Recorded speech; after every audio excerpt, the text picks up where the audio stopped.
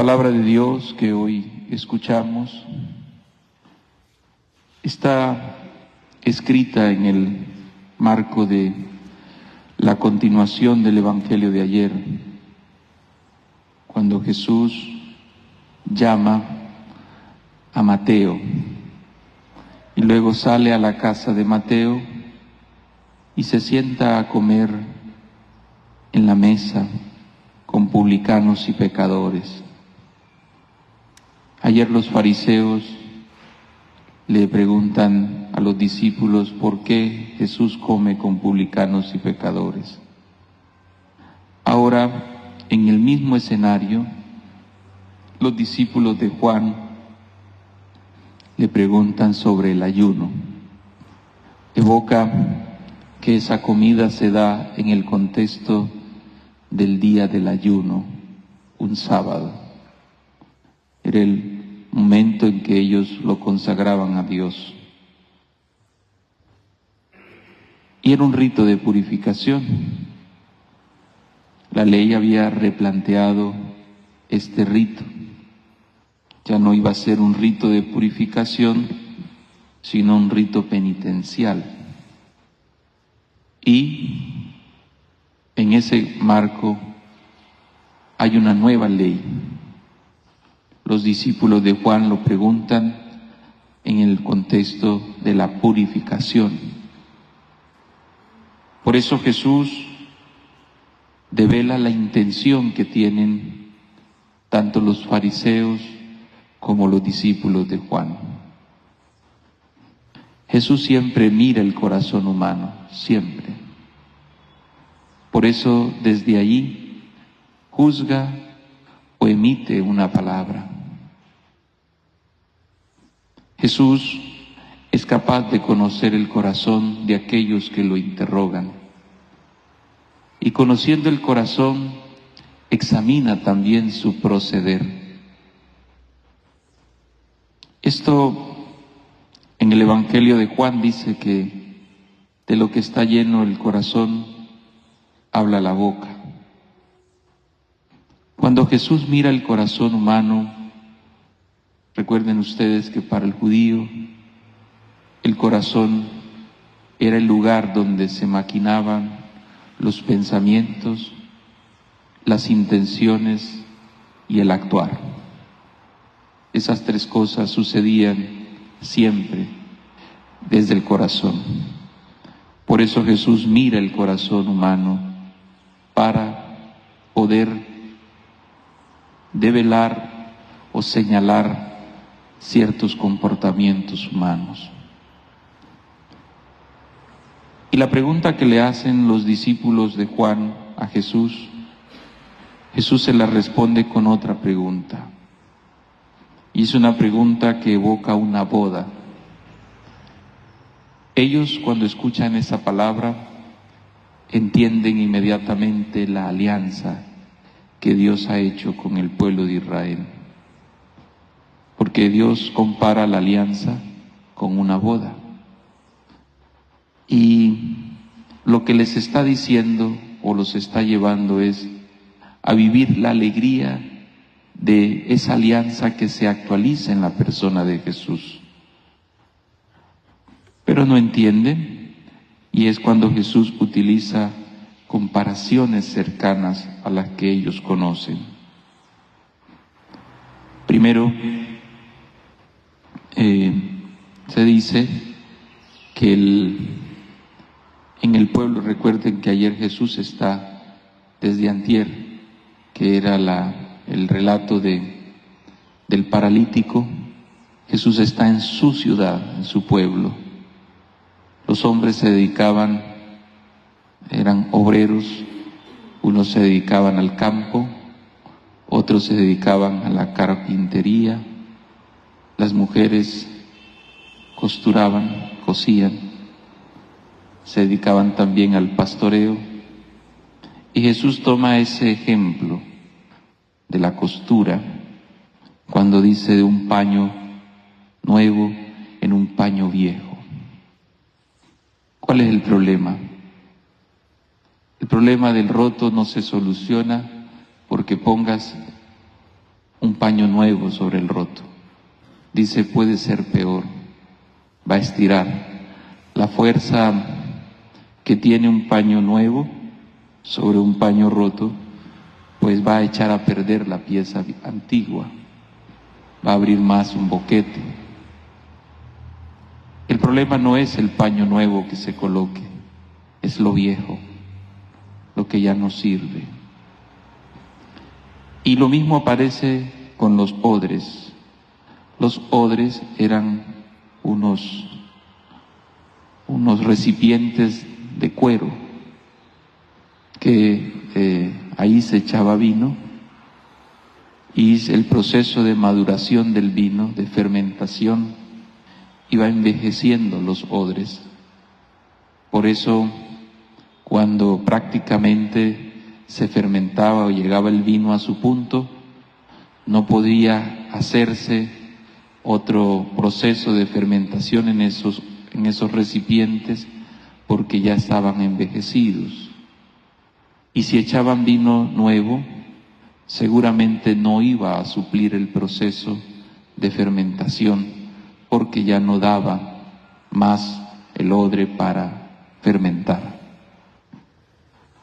Todas estas comparaciones las utiliza Jesús porque hay una nueva manera de aprender la salvación, de vivir la ley.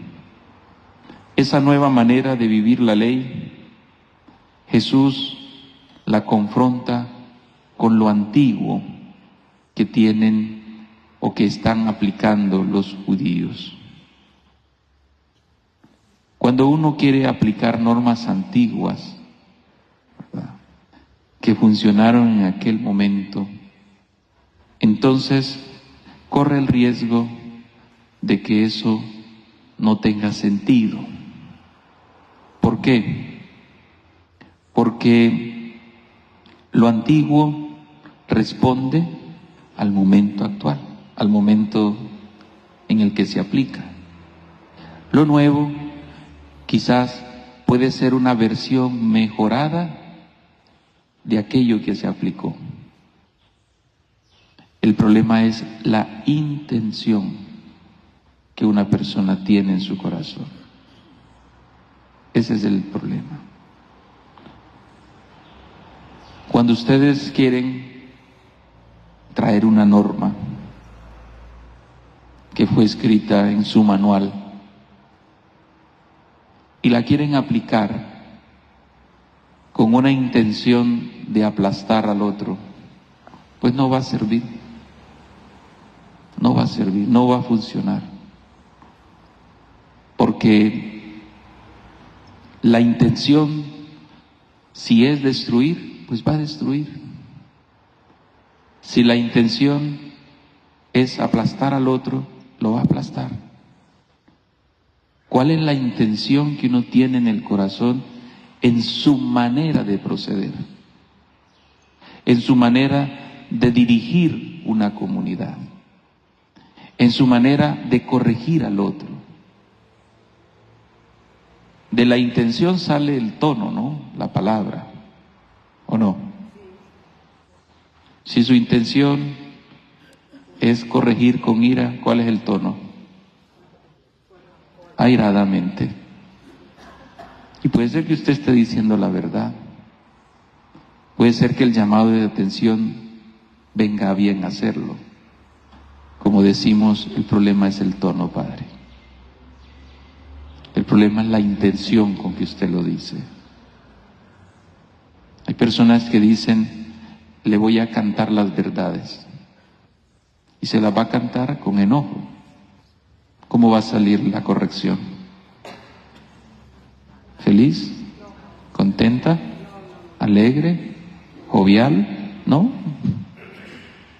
Porque una cosa reacciona de acuerdo a lo que usted le aplique. Y es así en nuestra vida. Muchas veces vamos pretendiendo vivir la vida cristiana con esos matices.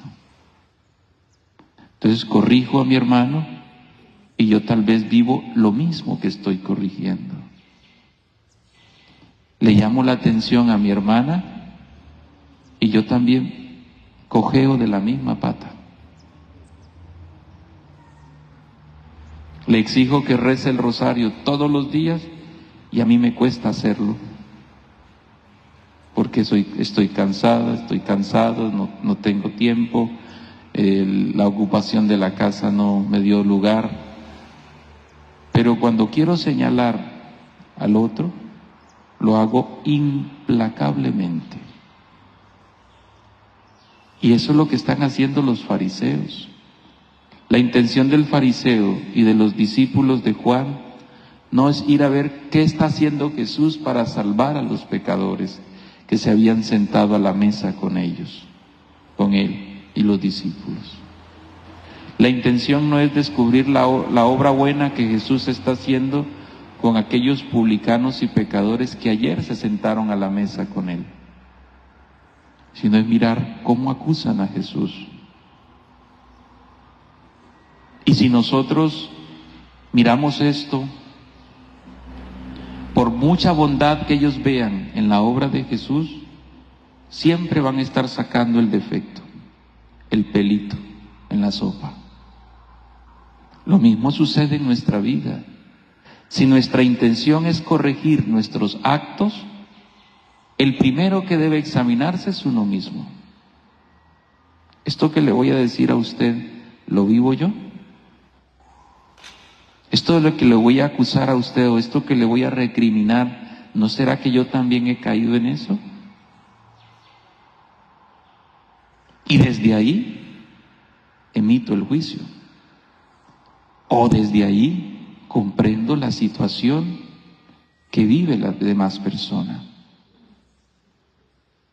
Cuando yo soy consciente de mis defectos, lucho con ellos, los asumo, los trabajo, y se presenta ante mí una persona con el mismo defecto, voy a comprender lo que está viviendo y me vuelvo compañero, consejero de esa persona, porque yo padezco de eso.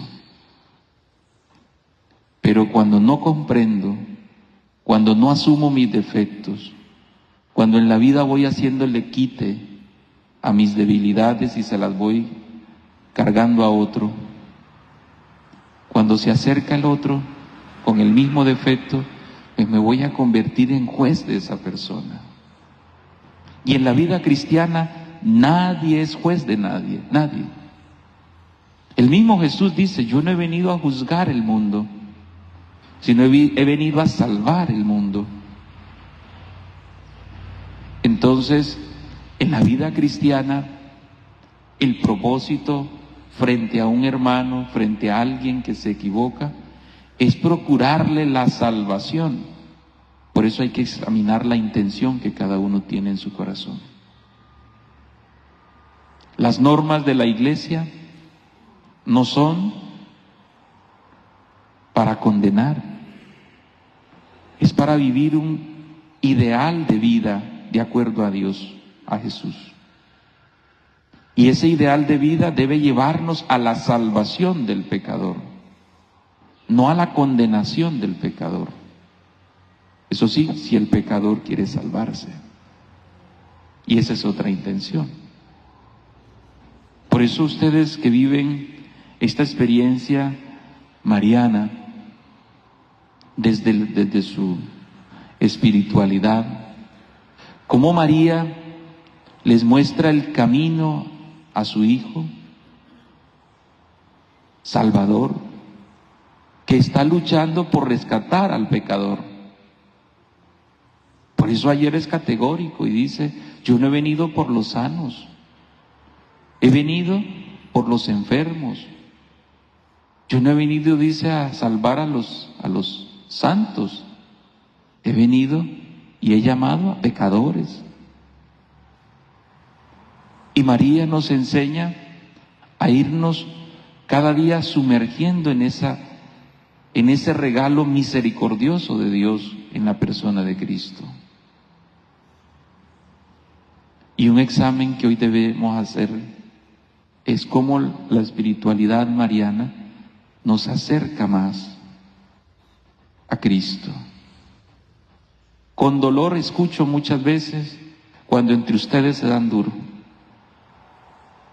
Con dolor escucho muchas veces cuando entre ustedes se dividen y se tratan duro. Y me pregunto, ¿qué hace la espiritualidad mariana en sus vidas? Ese manual que siguen, ¿cómo les ayuda a ser cada día más fraternas y más hermanas unas de otras? Y cada una examínese cómo viven su comunidad de oración. ¿Es un oasis de paz, de salvación, o es un oasis de soberbia, de ira, de maltratos unas con otras? Cada una examine cómo están viviendo el propósito de fe en sus comunidades. Y que cada vez que se acerquen a ella, tienen una gran responsabilidad: llevar al pecador a su hijo, pero no para señalarlo, no para ponerle en medio, como aquellos viejos que encontraron una mujer en flagrancia de adulterio y la querían matar, sino presentarla ante Jesús, no para señalarla, sino para rescatarla del pecado. Pero no se rescata a fuerza de pecado, a nadie. Por eso, celebrar hoy la Eucaristía, darle gracias a Dios y pedirle a la Virgen, como dice la intención, la reparación del corazón de María, es reparar todo acto que vaya contrario a la espiritualidad que ustedes están llamadas a vivir. Yo el primero. Cada una examine cómo está animando a su comunidad a ser cada día una comunidad más fraterna, más santa, más de acuerdo al Evangelio. Y cada una examine si aquella o aquel que ha vivido cosas incoherentes al Evangelio, pida perdón a la comunidad y haga el propósito de una vida nueva. Porque para seguir viviendo en el pecado, quédese en casa.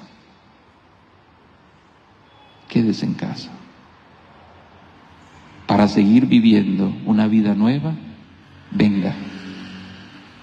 Y a la luz del Evangelio, a la luz de la oración, a la luz de la palabra, continuemos el proyecto que Jesús nos pide en la persona de María.